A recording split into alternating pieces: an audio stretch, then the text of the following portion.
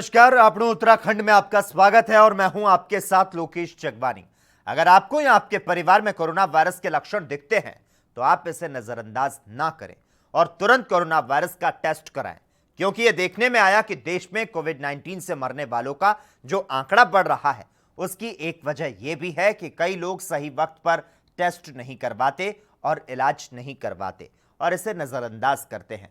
ANB news आपसे request करता है कि अगर दिखे कोरोना के लक्षण तो जल्द कराएं जांच और वायरस को जड़ से मिटाने में सहयोग करें।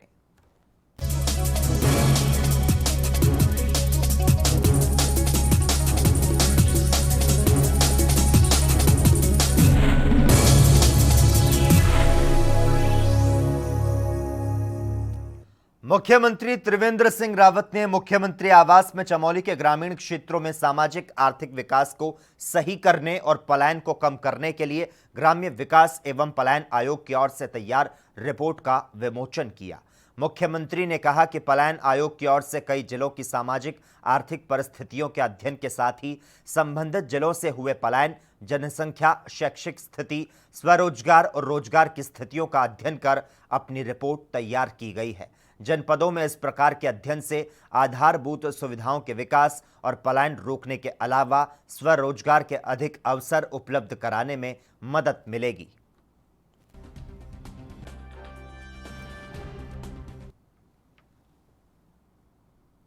तेईस सितंबर से 25 सितंबर तक उत्तराखंड का विधानसभा सत्र आयोजित किया जाना है और ऐसे में विधानसभा सत्र की अवधि को लेकर कांग्रेस सवाल खड़ा कर रही है। कांग्रेस के प्रदेश अध्यक्ष प्रीतम सिंह का कहना है कि विधानसभा सत्र की अवधि बहुत ही कम है और प्रदेश में एक विषय नहीं है बल्कि कई विषय हैं जिनका विधानसभा सत्र के 3 दिन में इसका समायोजित कर पाना मुश्किल है। ऐसे में नेता प्रतिपक्ष कांग्रेस की विधानमंडल की बैठक बुलाएगी जिसमें निर्णय लिया जाएगा कि कौन से विषयों को इन 3 दिन की विधानसभा सत्र में प्राथमिकता देनी है।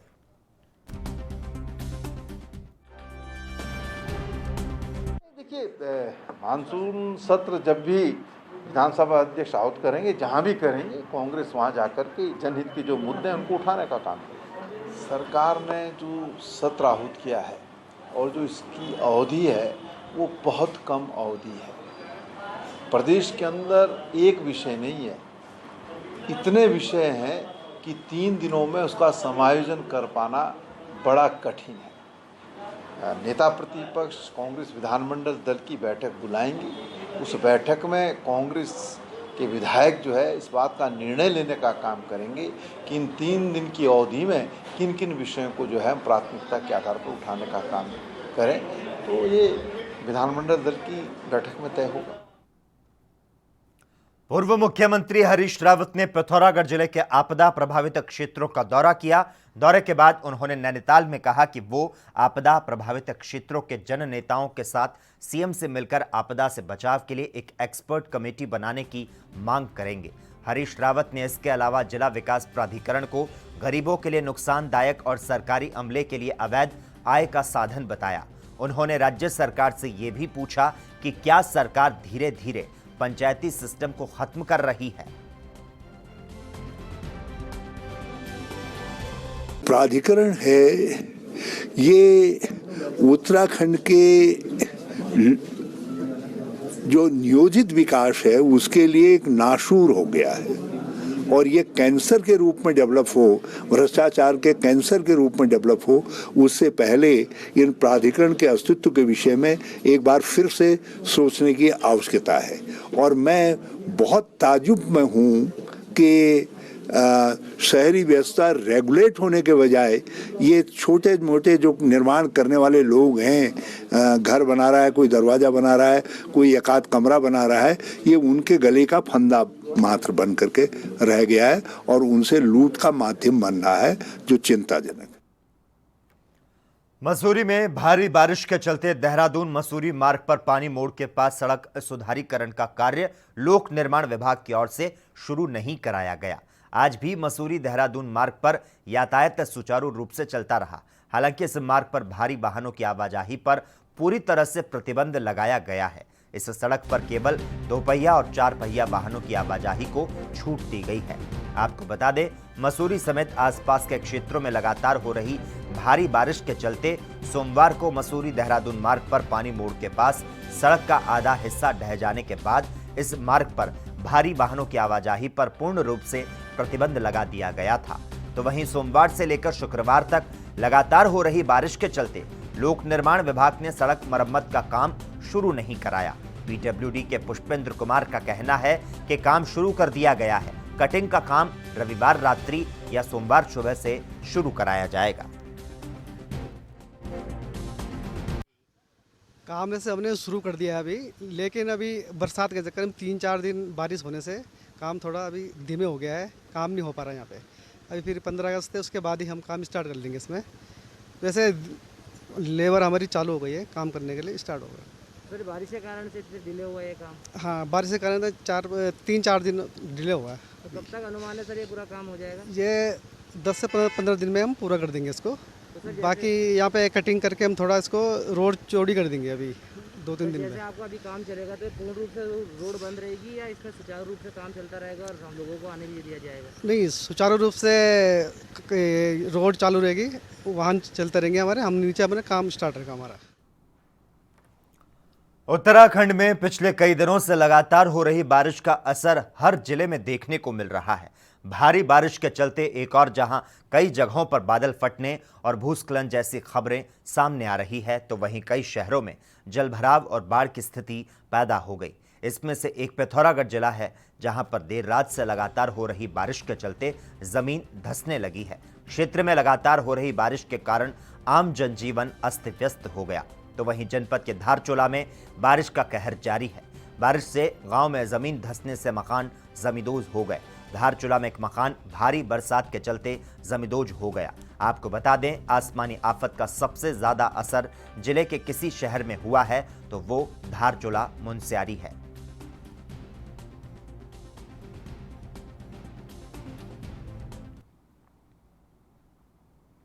मुख्यमंत्री त्रिवेंद्र सिंह रावत के निर्देशों के बाद सचिवालय में बड़े पैमाने पर तबादला प्रक्रिया शुरू हो गया है, जिसके तहत 39 समीक्षा अधिकारियों के अनुभाग बदले गए हैं।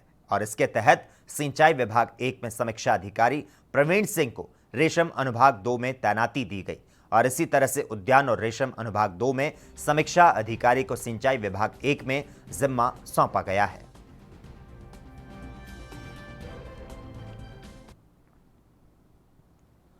पूर्व मुख्यमंत्रियों से बकाया वसूली के मामले ने हाईकोर्ट ने उत्तराखंड सरकार मुख्य सचिव और 3 पूर्व मुख्यमंत्री को अवमानना का नोटिस जारी किया है। जस्टिस शरद शर्मा की कोर्ट ने 3 हफ्तों में नोटिस पर जवाब दाखिल करने का आदेश दिया है। कोर्ट ने पूछा कि क्यों न आप पर अवमानना की कार्रवाई शुरू की जाए। याचिका में पूर्व मुख्यमंत्री विजय बहुगुणा, रमेश पोखरियाल निशंक, बीसी खंडूरी और राज्य के मुख्य सचिव ओम प्रकाश को पक्षकार बनाया गया है। और इस मामले में एक और पूर्व मुख्यमंत्री और महाराष्ट्र के राज्यपाल भगत सिंह कोश्यारी को रूरक संस्था ने 361 के तहत पहले ही नोटिस भेजा है। उनके खिलाफ 2 महीने के बाद हाईकोर्ट में याचिका दाखिल होगी।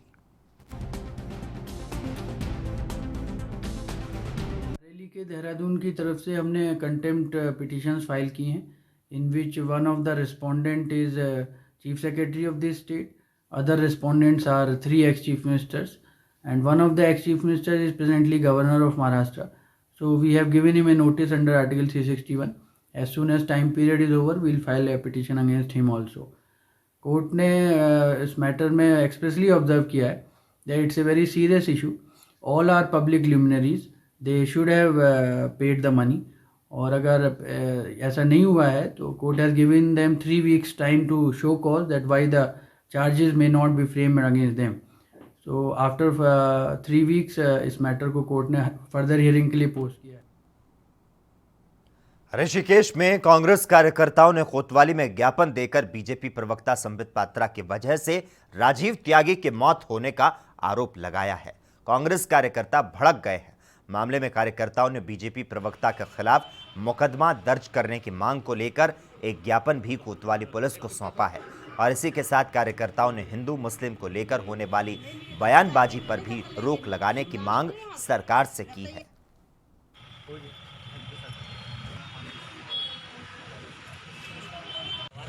आज ज्ञापन के प्रभारी निरीक्षक जो हैं उनके माध्यम से ज्ञापन प्रेषित करने आए हैं। हम ये मांग करना चाहते हैं कि कल जो आज तक के द्वारा हिंदू मुसलमान की डिबेट दंगल जो होता है 5 बजे शाम को, उसमें कांग्रेस प्रवक्ता श्री राजीव त्यागी जी का दर्दनाक निधन हो जाता है। तो हम ये मांग करना चाहते हैं कि जो बीजेपी के राष्ट्रीय प्रवक्ता है उन्होंने उनको इतनी अभद्र भाषा का प्रयोग किया है।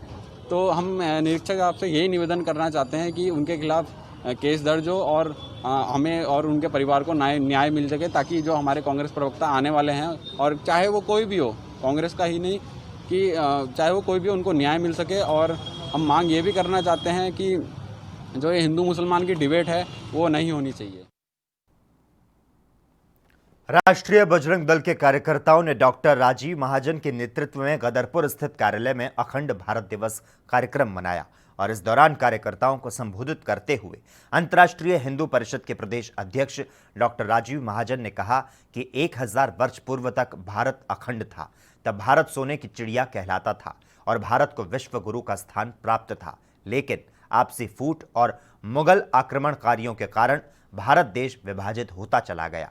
तो वहीं उस समय अखंड भारत का क्षेत्रफल लगभग 90 लाख वर्ग किलोमीटर था, जो आज घटकर 32.5 लाख वर्ग किलोमीटर रह गया है। जब तक भारत फिर से अखंड और विश्व गुरु नहीं बन जाता, तब तक हमारा संघर्ष जारी रहेगा। आज राष्ट्रीय बजरंग दल व अंतर्राष्ट्रीय हिंदू परिषद के कार्यकर्ताओं ने अखंड भारत संकल्प दिवस कार्यक्रम मनाया। हमारा भारत जो कभी अखंड था, क्योंकि विष्णु पुराण में भी वर्णित है, उत्तरम यत् समुद्रस्य हिमाद्रिशैव दक्षिणम तद नाम भारतवर्षे और भारतीय यत् संतति, अर्थात वह भूभाग जिसके उत्तर में हिमालय पर्वत श्रृंखला है, दक्षिण में हिंद महासागर है, उसके बीच का जो भी भूभाग है उसको भारतवर्ष कहते हैं और उनमें रहने वालों को भारतीय कहा जाता है। का क्षेत्रफल 90 लाख वर्ग किलोमीटर था। इस भारत माता का 17 बार अंग्रेजों के आने से पहले और 7 बार अंग्रेजों के आने के बाद 24 बार भारत भूमि का विभाजन हुआ। मतलब 24 बार भारत माता का विभाजन हुआ, अंग टूटे, भंग टूटे। जो भारत माता पश्चिम में ईरान तक थी, पूर्वी में इंडोनेशिया तक थी, उत्तर में तिब्बत तक थी और दक्षिण में श्रीलंका तक थी, वह सिमट के अब 32 लाख स्क्वायर किलोमीटर रह गई। इसीलिए हम अपने कार्यकर्ताओं को रैलियों और गोष्ठियों के माध्यम से सतत जागरूक करने का काम कर रहे हैं कि भारत को अखंड होना होगा। अपने उत्तराखंड में खबरों का सिलसिला लगातार जारी रहेगा। यहां पर रुकते हैं एक छोटे से ब्रेक के लिए।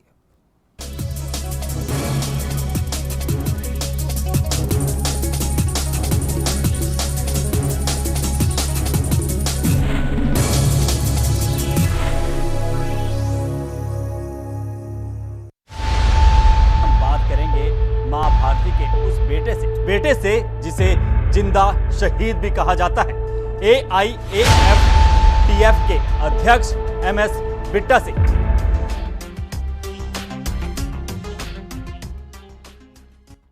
खून के आजादी के तिरंगे झंडे को आग लगाने की हिम्मत नहीं करता। ये आज का 2020 का भारत है।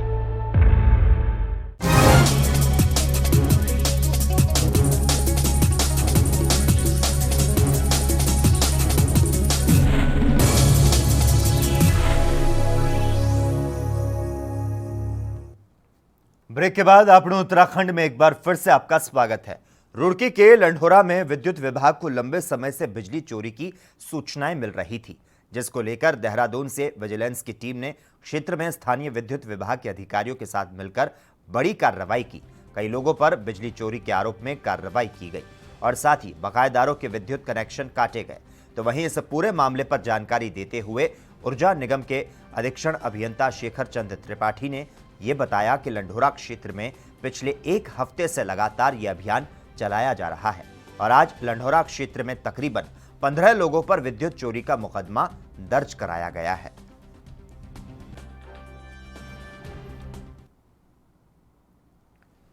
वहीं टिहरी में मोलियार फाउंडेशन ने जनपद के चंबा प्रखंड के इंडवाल गांव में पौधारोपण कार्यक्रम का आयोजन किया और इस अवसर पर ग्रामीणों के साथ मिलकर औषधीय पौधों का रोपण किया गया।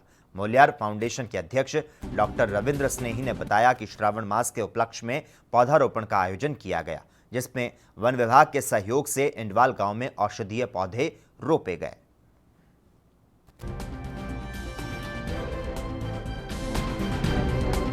फाउंडेशन की पूरी टीम ग्राम सभा इंडवाल गांव में वृक्षारोपण के लिए आई है, जो कि एक वर्तमान समय में पुण्य का काम है और वर्तमान परिस्थिति को देखते हुए हमें जल, जंगल और जमीन बचाने की आवश्यकता है, जिसके लिए वृक्षारोपण कार्यक्रम मोलियार फाउंडेशन की टीम के द्वारा अलग अलग गाँवों में किया जा रहा है। आज के दिन इंडवाल गाँव में आए हैं। मैं गांव वालों का आभारी हूँ कि जिन्होंने हमारे साथ सहयोग कर वृक्षारोपण कार्य को संपन्न किया। मसूरी में एक बार फिर से कोरोना संक्रमण का कहर जारी है। मसूरी में 31 वर्षीय गर्भवती महिला को कोरोना पॉजिटिव आने के बाद कोविड-19 की एम्बुलेंस से देहरादून अस्पताल भेजा गया। बताया जा रहा है कि हाल ही में गर्भवती महिला चंडीगढ़ से 3 तारीख को मसूरी अपने भाई के पास जबर खेत में आई थी। शासन और प्रशासन की टीम मौके पर मौजूद थी।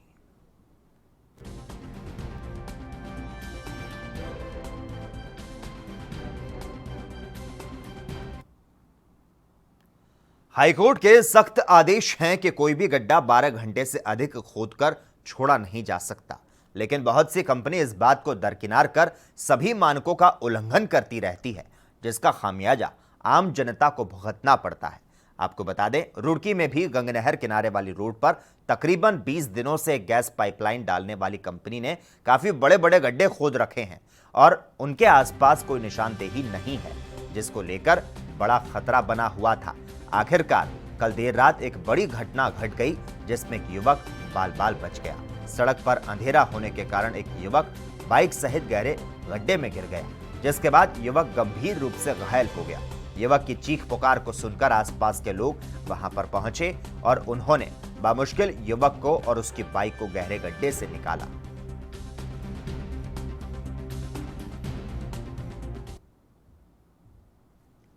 थराली में लगातार हो रही बारिश से जनजीवन खासा प्रभावित हुआ है। यहां लगातार हो रही बारिश के चलते सड़क मार्ग जगह जगह अवरुद्ध हो गया, तो साथ ही पिंडर नदी सहित नाले उफान पर हैं। बारिश के चलते ग्वालदम थराली मोटर मार्ग पर लगातार मलबा आने से वाहनों को 1-2 घंटे जाम में फंसना पड़ा।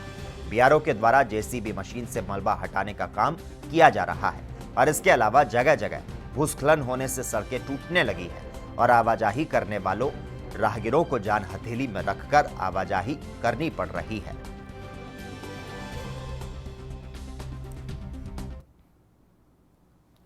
विकास नगर के चक्राता में लगातार हो रही बारिश और भूस्खलन के चलते लगातार हादसे हो रहे हैं, जिससे लोगों में अपनी जान का खतरा बना हुआ है।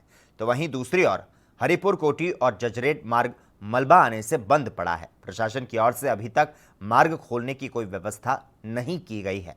मलबा आने के कारण मार्ग के दोनों ओर वाहनों की लंबी लाइन लगी हुई देखी जा रही है। महिलाओं और बच्चे जो हैं वह जान जोखिम में डालकर मलबे को पार कर रहे हैं। पहाड़ी क्षेत्र में आजकल आवाजाही करना किसी खतरे से कम नहीं। अभी हाल ही में जजरेट के पास 2 सब्जी से भरे लोडर के ऊपर पत्थर गिरने से दोनों गाड़ियां क्षतिग्रस्त हो गई थी। गाड़ी में बैठे ड्राइवर और मालिकों ने बड़ी हिम्मत दिखाकर अपनी जान बचाई, लेकिन लोक निर्माण विभाग इस और कोई ध्यान नहीं दे रहा। पहाड़ी क्षेत्र के लोगों का कहना है कि हमें इस समस्या का हर वर्ष सामना करना पड़ता है। सरकारें आती है और जाती है, लेकिन इस और कोई ध्यान नहीं दिया जाता। गाड़ी वाला आएगा ना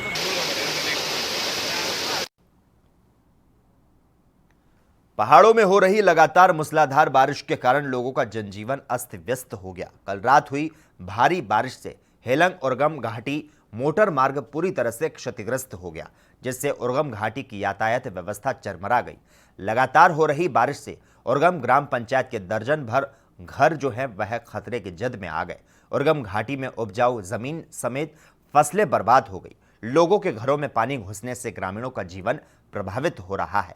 तो वहीं गदेरे उफान पर होने से जगह जगह कटाव जारी है। फिलहाल सड़क खुलने में काफी समय लग सकता है। कल रात की भारी बारिश से मेरे मकान में मलबा घुसने के कारण मैं दूसरे घर में दूसरों के घर में रहन बसेरा कर रहा हूँ। बड़ी समस्या है कि मेरा क्या होगा। मेरे बाल बच्चे लोगों के घर में जीवन बिता रहे हैं। लगातार हो रही मूसलाधार बारिश के कारण हमारे मकान के नीचे से लैंडस्लाइड हो रही है, आप देख रहे होंगे इधर। और हम अपने घरों में भी नहीं रह रहे आजकल रात को, और हम रात को दूसरे के घरों में जा रहे हैं। और अभी तक किसी शासन प्रशासन ने कोई एक्शन नहीं लिया हमें, और ये पहले भी विस्थापन में रखा गया था और इसमें कोई सुनवाई नहीं की। पहाड़ों में हो रही लगातार बारिश के कारण जगह जगह भूस्खलन हो रहा है। ग्राम पंचायत दियारी के अंतर्गत राजन सिंह के मकान के पीछे भारी भूस्खलन होने के कारण मकान रहने लायक नहीं है। अभी परिवार को दूसरी जगह शिफ्ट। वहीं ऋषिकेश नगर निगम की ओर से पिछले दिनों हरिद्वार हाईवे के किनारे भरत विहार गेट के पास नाला निर्माण कार्य कराया गया था। नाला निर्माण कार्य अनियमितताओं की ऐसी भेंट चढ़ा कि नाला निर्माण कार्य को पूरा हुआ हफ्ता भर भी नहीं हुआ कि बरसात के चलते नाले की दीवार ढह गई। ऐसे में देखने वाली बात तो ये होगी कि नगर निगम प्रशासन लापरवाह ठेकेदार और अधिकारियों पर क्या कार्रवाई करता है। हालांकि नगर आयुक्त ने सहायक अभियंता से निर्माण कार्य की जानकारी ली और ठेकेदार को नोटिस जारी किया। जो 200 मीटर जो हमारी नाली है वो 8.5 लाख 8,50,000 8.5 लाख रुपए लागत की नाली थी। अभी एक सप्ताह पूर्व ये काम पूरा हुआ था। अभी जैसे हमारे सहायक अभियंता से मैंने इसकी जांच कराई तो उनके द्वारा बताया गया कि नाली के पीछे काफ़ी भूभाग कच्चा था और इस समय इतनी बारिश हो गई कि ओवर अतिवृष्टि जल भराव के कारण जो है वो क्षमता से अधिक पानी उसमें आ गया था और साइड में कच्ची ज़मीन होने से वो थोड़ा सा उसमें जो है वो धंसाव हो गया है। लेकिन हमने क्योंकि ताज़ा काम है तो इसमें हमने जो संबंधित ठेकेदार है उसको आज ही मैंने नोटिस जारी कर दिया है कि वो जो है उसी लागत पे उसी काम को करेंगे, इसके लिए कोई अन्यथा पेमेंट नहीं होगा। और जो कच्चा जहाँ बताया गया है तो उसको हम ठेकेदार से ये भी कहेंगे जहाँ पर कच्चा है उसको भी थोड़ा सा उसको कंक्रीट कर ले ताकि जो है पानी के रिसाव से आगे भूत रिसाव नहीं।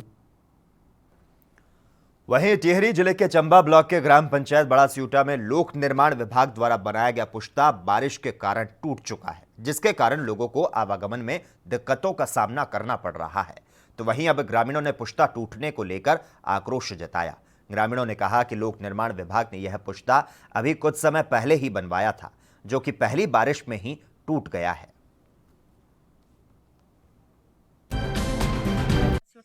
अच्छा प्रधान जी, कब टूटा ये पुश्ता यार? इसको 1 हफ्ता हो गया टूटे हुए।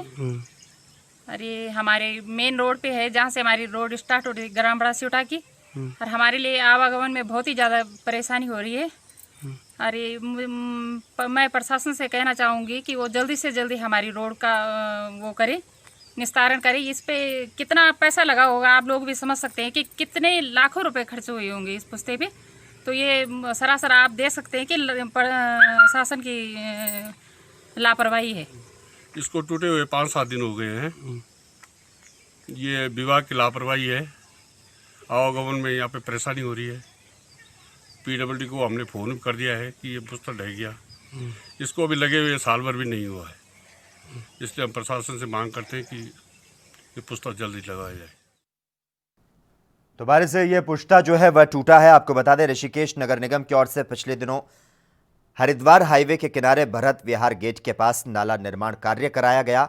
नाला निर्माण कार्य अनियमितताओं की ऐसी भेंट चढ़ा कि नाला निर्माण कार्य पूरा हुआ हफ्ता भर भी नहीं हुआ कि बरसात के चलते नाले की जो दीवार है वह ढह गई। और तस्वीरों में आप देख सकते हैं किस तरह से यह जो दीवार है वो ढह गई है।